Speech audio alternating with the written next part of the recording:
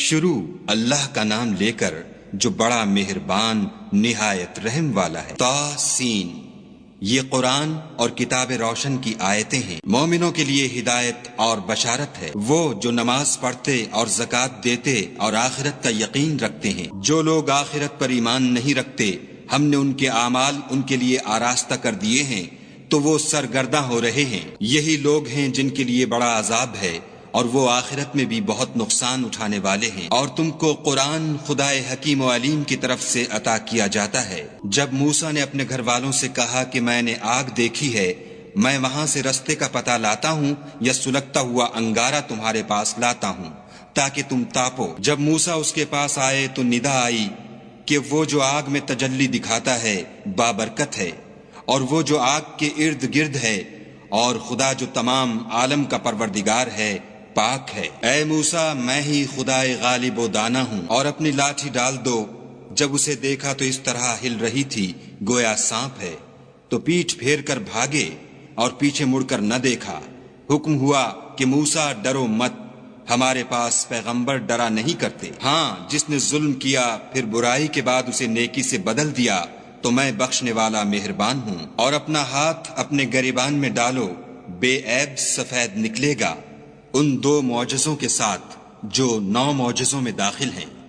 فرعون اور اس کی قوم کے پاس جاؤ کہ وہ بد کردار لوگ ہیں۔ جب ان کے پاس ہماری روشن نشانیاں پہنچیں، کہنے لگے یہ صریح جادو ہے۔ اور ہم نے داؤد اور سلیمان کو علم بخشا، اور انہوں نے کہا کہ خدا کا شکر ہے جس نے ہمیں اپنے بہت سے مومن بندوں پر فضیلت دی۔ اور سلیمان داؤد کے قائم مقام ہوئے اور کہنے لگے کہ لوگوں، ہمیں خدا کی طرف سے جانوروں کی بولی سکھائی گئی ہے اور ہر چیز عنایت فرمائی گئی ہے، بے شک یہ اس کا صریح فضل ہے۔ اور سلیمان کے لیے جنوں اور انسانوں اور پرندوں کے لشکر جمع کیے گئے اور وہ قسم وار کیے گئے تھے، یہاں تک کہ جب چیونٹیوں کے میدان میں پہنچے تو ایک چیونٹی نے کہا کہ چیونٹیوں اپنے اپنے بلوں میں داخل ہو جاؤ، ایسا نہ ہو کہ سلیمان اور اس کے لشکر تم کو کچل ڈالیں اور ان کو خبر بھی نہ ہو۔ تو وہ اس کی بات سے ہنس پڑے اور کہنے لگے کہ اے پروردگار، مجھے توفیق عنایت کر کہ جو احسان تو نے مجھ پر اور میرے ماں باپ پر کیے ہیں ان کا شکر کروں، اور ایسے نیک کام کروں کہ تو ان سے خوش ہو جائے، اور مجھے اپنی رحمت سے اپنے نیک بندوں میں داخل فرما۔ اور جب انہوں نے جانوروں کا جائزہ لیا تو کہنے لگے کیا سبب ہے کہ ہدہد نظر نہیں آتا؟ کیا کہیں غائب ہو گیا ہے؟ میں اسے سخت سزا دوں گا یا ذبح کر ڈالوں گا، یا میرے سامنے اپنی بے قصوری کی دلیل صریح پیش کرے۔ ابھی تھوڑی ہی دیر ہوئی تھی کہ ہدہد موجود ہوا اور کہنے لگا کہ مجھے ایک ایسی چیز معلوم ہوئی ہے جس کی آپ کو خبر نہیں، اور میں آپ کے پاس شہر سبا سے ایک یقینی خبر لے کر آیا ہوں۔ میں نے ایک عورت دیکھی کہ ان لوگوں پر بادشاہت کرتی ہے اور ہر چیز اسے میسر ہے، اور اس کا ایک بڑا تخت ہے۔ میں نے دیکھا کہ وہ اور اس کی قوم خدا کو چھوڑ کر آفتاب کو سجدہ کرتے ہیں، اور شیطان نے ان کے اعمال انہیں آراستہ کر دکھائے ہیں اور ان کو رستے سے روک رکھا ہے، پس وہ رستے پر نہیں آتے اور نہیں سمجھتے کہ خدا کو جو آسمانوں اور زمین میں چھپی چیزوں کو ظاہر کر دیتا اور تمہارے پوشیدہ اور ظاہر اعمال کو جانتا ہے، کیوں سجدہ نہ کریں؟ خدا کے سوا کوئی عبادت کے لائق نہیں، وہی عرش عظیم کا مالک ہے۔ سلیمان نے کہا اچھا، ہم دیکھیں گے تو نے سچ کہا ہے یا تو جھوٹا ہے۔ یہ میرا خط لے جا اور اسے ان کی طرف ڈال دے، پھر ان کے پاس سے پھر آ اور دیکھ کہ وہ کیا جواب دیتے ہیں۔ ملکہ نے کہا کہ دربار والو، میری طرف ایک نامہ گرامی ڈالا گیا ہے، وہ سلیمان کی طرف سے ہے، اور مضمون یہ ہے کہ شروع خدا کا نام لے کر جو بڑا مہربان نہایت رحم والا ہے۔ بعد اس کے یہ کہ مجھ سے سرکشی نہ کرو اور مطیع و منقاد ہو کر میرے پاس چلے آؤ۔ خط سنا کر کہنے لگی کہ اے اہل دربار، میرے اس معاملے میں مجھے مشورہ دو، جب تک تم حاضر نہ ہو اور صلاح نہ دو میں کسی کام کو فیصل کرنے والی نہیں۔ وہ بولے کہ ہم بڑے زور آور اور سخت جنگجو ہیں، اور حکم آپ کے اختیار ہے، تو جو حکم دیجئے گا اس کے معال پر نظر کر لیجئے گا۔ اس نے کہا کہ بادشاہ جب کسی شہر میں داخل ہوتے ہیں تو اس کو تباہ کر دیتے ہیں اور وہاں کے عزت والوں کو ذلیل کر دیا کرتے ہیں، اور اسی طرح یہ بھی کریں گے۔ اور میں ان کی طرف کچھ تحفہ بھیجتی ہوں اور دیکھتی ہوں کہ قاصد کیا جواب لاتے ہیں۔ جب قاصد سلیمان کے پاس پہنچا تو سلیمان نے کہا، کیا تم مجھے مال سے مدد دینا چاہتے ہو؟ جو کچھ خدا نے مجھے عطا فرمایا ہے وہ اس سے بہتر ہے جو تمہیں دیا ہے۔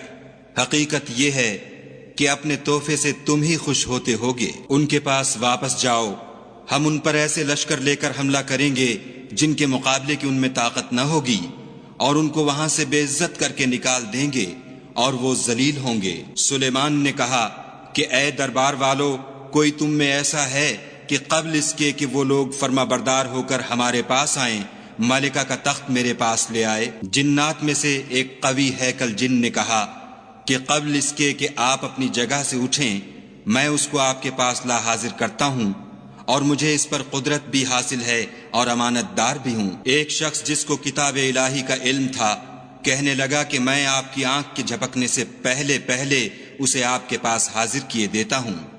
جب سلیمان نے تخت کو اپنے پاس رکھا ہوا دیکھا تو کہا کہ یہ میرے پروردگار کا فضل ہے تاکہ مجھے آزمائے کہ میں شکر کرتا ہوں یا کفران نعمت کرتا ہوں، اور جو شکر کرتا ہے تو اپنے ہی فائدے کے لیے شکر کرتا ہے، اور جو ناشکری کرتا ہے تو میرا پروردگار بے پرواہ اور کرم کرنے والا ہے۔ سلیمان نے کہا کہ مالکہ کے امتحان عقل کے لیے اس کے تخت کی صورت بدل دو، دیکھیں کہ وہ سوجھ بوجھ رکھتی ہے یا ان لوگوں میں سے ہے جو سوجھ نہیں رکھتے۔ جب وہ آ پہنچی تو پوچھا گیا کہ کیا آپ کا تخت بھی اسی طرح کا ہے؟ اس نے کہا کہ یہ تو گویا ہو بہو وہی ہے، اور ہم کو اس سے پہلے ہی سلیمان کی عظمت و شان کا علم ہو گیا تھا، اور ہم فرما بردار ہیں۔ اور وہ جو خدا کے سوا اور کی پرستش کرتی تھی سلیمان نے اس کو اس سے منع کیا، اس سے پہلے تو وہ کافروں میں سے تھی۔ پھر اس سے کہا گیا کہ محل میں چلیے۔ جب اس نے اس کے فرش کو دیکھا تو اسے پانی کا حوض سمجھا اور کپڑا اٹھا کر اپنی پنڈلیاں کھول دیں۔ سلیمان نے کہا یہ ایسا محل ہے جس کے نیچے بھی شیشے جڑے ہوئے ہیں۔ وہ بول اٹھی کہ پروردگار میں اپنے آپ پر ظلم کرتی رہی تھی، اور اب میں سلیمان کے ہاتھ پر خدا رب العالمین پر ایمان لاتی ہوں۔ اور ہم نے سمود کی طرف ان کے بھائی صالح کو بھیجا کہ خدا کی عبادت کرو، تو وہ دو فریق ہو کر آپس میں جھگڑنے لگے۔ صالح نے کہا کہ اے قوم، تم بھلائی سے پہلے برائی کے لیے کیوں جلدی کرتے ہو، اور خدا سے بخشش کیوں نہیں مانگتے تاکہ تم پر رحم کیا جائے؟ وہ کہنے لگے کہ تم اور تمہارے ساتھی ہمارے لیے شگون بد ہیں۔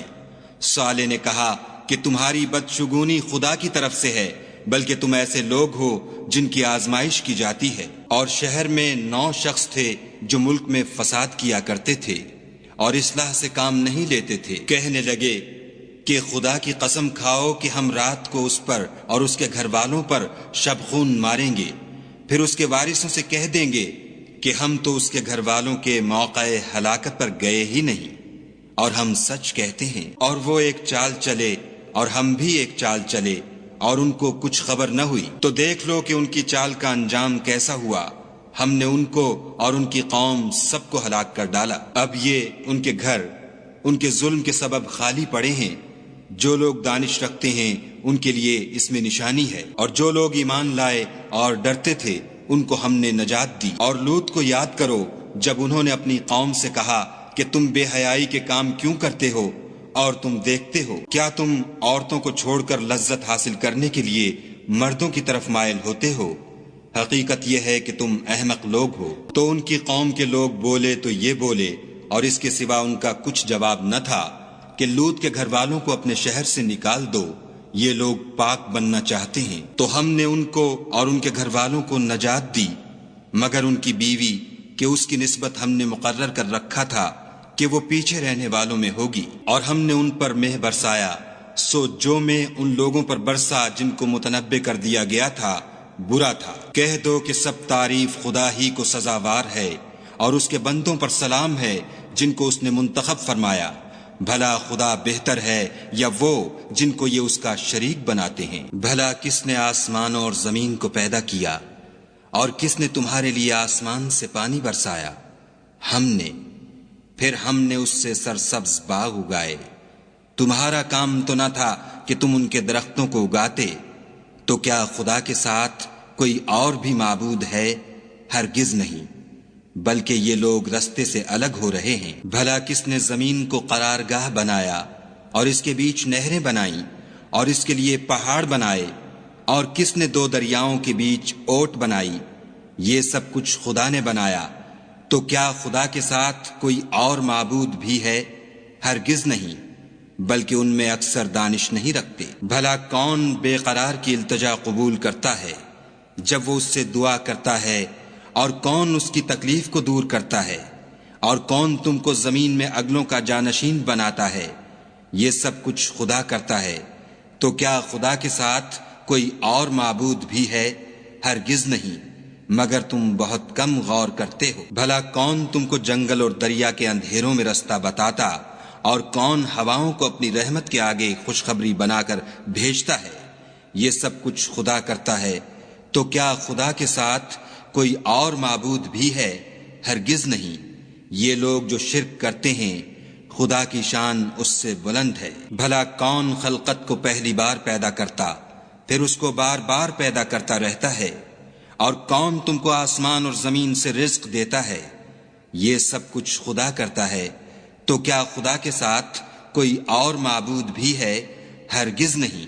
کہہ دو کہ مشرکو، اگر تم سچے ہو تو دلیل پیش کرو۔ کہہ دو کہ جو لوگ آسمانوں اور زمین میں ہیں خدا کے سوا غیب کی باتیں نہیں جانتے، اور نہ یہ جانتے ہیں کہ کب زندہ کر کے اٹھائے جائیں گے، بلکہ آخرت کے بارے میں ان کا علم منتہی ہو چکا ہے، بلکہ وہ اس سے شک میں ہیں، بلکہ اس سے اندھے ہو رہے ہیں۔ اور جو لوگ کافر ہیں کہتے ہیں کہ جب ہم اور ہمارے باپ دادا مٹی ہو جائیں گے تو کیا ہم پھر قبروں سے نکالے جائیں گے؟ یہ وعدہ ہم سے اور ہمارے باپ دادا سے پہلے سے ہوتا چلا آیا ہے۔ کہاں کا اٹھنا اور کیسی قیامت، یہ تو صرف پہلے لوگوں کی کہانیاں ہیں۔ کہہ دو کہ ملک میں چلو پھرو، پھر دیکھو کہ گناہ گاروں کا انجام کیا ہوا، اور ان کے حال پر غم نہ کرنا، اور نہ ان چالوں سے جو یہ کر رہے ہیں تنگ دل ہونا، اور کہتے ہیں کہ اگر تم سچے ہو تو یہ وعدہ کب پورا ہوگا؟ کہہ دو کہ جس عذاب کے لیے تم جلدی کر رہے ہو شاید اس میں سے کچھ تمہارے نزدیک آ پہنچا ہو، اور تمہارا پروردگار تو لوگوں پر فضل کرنے والا ہے، لیکن ان میں سے اکثر شکر نہیں کرتے۔ اور جو باتیں ان کے سینوں میں پوشیدہ ہوتی ہیں اور جو کام وہ ظاہر کرتے ہیں، تمہارا پروردگار ان سب کو جانتا ہے۔ اور آسمانوں اور زمین میں کوئی پوشیدہ چیز نہیں ہے مگر وہ کتاب روشن میں لکھی ہوئی ہے۔ بے شک یہ قرآن بنی اسرائیل کے سامنے اکثر باتیں جن میں وہ اختلاف کرتے ہیں بیان کر دیتا ہے، اور بے شک یہ مومنوں کے لیے ہدایت اور رحمت ہے۔ تمہارا پروردگار قیامت کے روز ان میں اپنے حکم سے فیصلہ کر دے گا، اور وہ غالب اور علم والا ہے۔ تو خدا پر بھروسہ رکھو، تم تو حق صریح پر ہو۔ کچھ شک نہیں کہ تم مردوں کو بات نہیں سنا سکتے، اور نہ بہروں کو جبکہ وہ پیٹھ پھیر کر پھر جائیں آواز سنا سکتے ہو، اور نہ اندھوں کو گمراہی سے نکال کر رستہ دکھا سکتے ہو۔ تم تو انہی کو سنا سکتے ہو جو ہماری آیتوں پر ایمان لاتے ہیں اور وہ فرما بردار ہو جاتے ہیں۔ اور جب ان کے بارے میں عذاب کا وعدہ پورا ہوگا تو ہم ان کے لیے زمین میں سے ایک جانور نکالیں گے جو ان سے بیان کر دے گا، اس لیے کہ لوگ ہماری آیتوں پر ایمان نہیں لاتے تھے۔ اور جس روز ہم ہر امت میں سے اس گروہ کو جمع کریں گے جو ہماری آیتوں کی تکذیب کرتے تھے تو ان کی جماعت بندی کی جائے گی، یہاں تک کہ جب سب آ جائیں گے تو خدا فرمائے گا کہ کیا تم نے میری آیتوں کو جھٹلا دیا تھا اور تم نے اپنے علم سے ان پر احاطہ تو کیا ہی نہ تھا؟ بھلا تم کیا کرتے تھے؟ اور ان کے ظلم کے سبب ان کے حق میں وعدہ عذاب پورا ہو کر رہے گا تو وہ بول بھی نہ سکیں گے۔ کیا انہوں نے نہیں دیکھا کہ ہم نے رات کو اس لیے بنایا ہے کہ اس میں آرام کریں، اور دن کو روشن بنایا ہے کہ اس میں کام کریں؟ بے شک اس میں مومن لوگوں کے لیے نشانیاں ہیں۔ اور جس روز سور پھونکا جائے گا تو جو لوگ آسمانوں اور جو زمین میں ہیں سب گھبرا اٹھیں گے مگر وہ جسے خدا چاہے، اور سب اس کے پاس عاجز ہو کر چلے آئیں گے۔ اور تم پہاڑوں کو دیکھتے ہو تو خیال کرتے ہو کہ اپنی جگہ پر کھڑے ہیں، مگر وہ اس روز اس طرح اڑتے پھریں گے جیسے بادل۔ یہ خدا کی کاریگری ہے جس نے ہر چیز کو مضبوط بنایا، بے شک وہ تمہارے سب افعال سے باخبر ہے۔ جو شخص نیکی لے کر آئے گا تو اس کے لیے اس سے بہتر بدلہ تیار ہے، اور ایسے لوگ اس روز گھبراہٹ سے بے خوف ہوں گے۔ اور جو برائی لے کر آئے گا تو ایسے لوگ اوندھے منہ دوزخ میں ڈال دیے جائیں گے۔ تم کو تو انہی اعمال کا بدلہ ملے گا جو تم کرتے رہے ہو۔ کہہ دو مجھ کو یہی ارشاد ہوا ہے کہ اس شہر مکہ کے مالک کی عبادت کروں جس نے اس کو محترم اور مقام ادب بنایا ہے، اور سب چیز اسی کی ہے، اور یہ بھی حکم ہوا ہے کہ اس کا حکم بردار رہوں، اور یہ بھی کہ قرآن پڑھا کروں۔ تو جو شخص راہ راست اختیار کرتا ہے تو اپنے ہی فائدے کے لیے اختیار کرتا ہے، اور جو گمراہ رہتا ہے تو کہہ دو کہ میں تو صرف نصیحت کرنے والا ہوں، اور کہو کہ خدا کا شکر ہے وہ تم کو ان قریب اپنی نشانیاں دکھائے گا تو تم ان کو پہچان لوگے، اور جو کام تم کرتے ہو تمہارا پروردگار ان سے بے خبر نہیں۔